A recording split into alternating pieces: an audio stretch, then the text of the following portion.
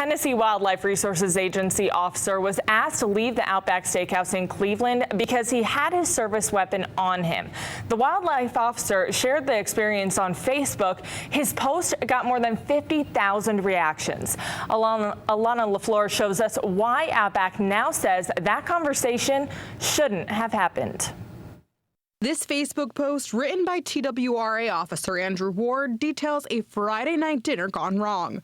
Ward was on duty and had a service weapon at Outback Steakhouse in Cleveland. Ward says a manager asked him to put his weapon in the car. He explained he couldn't do that because he was in uniform. The manager left to make a phone call and then came back asking Ward to leave. I'm really surprised by it, to be honest. We asked Richard Sims, News Channel 9's outdoors contributor, for his take on the situation. Sims says he knows Ward and worked for the TWRA for about a decade. There's lots of businesses, convenience stores, for one example, they give law enforcement officers free coffee because they want law enforcement officers to come there.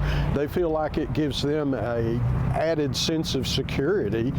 On Facebook, Ward wrote management asked him to leave because a woman at a table nearby said the gun made her scared for her life. According to Ward, she told them police were shooting people and she could get shot in the parking lot. Sims says back when he was an officer, the climate was different. Of course, we always went in armed and nobody ever thought or said anything about it at that time. An Outback Steakhouse spokesperson told News Channel 9, quote, "We've always allowed uniformed law enforcement officers to carry their sidearms inside our restaurants.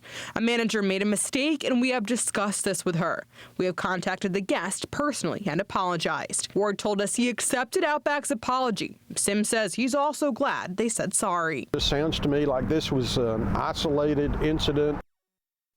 That was Alana LaFleur reporting. In addition to the apology from Outback officials, Ward also received a $100 gift card. We checked with the Cleveland Police Department to find out what their policies are for officers and service weapons inside businesses and restaurants. Sergeant Evie West with the department says officers are required by policy to carry their weapons at all times while on duty. She told us it is not an option for officers to remove their firearm for any reason while in public. As for the Bradley County Sheriff's Office, a spokesperson told us our agency considers deputies' weapons part of their uniform when on duty. Both departments say they don't know of any instances of their officers getting asked to leave somewhere because of those weapons.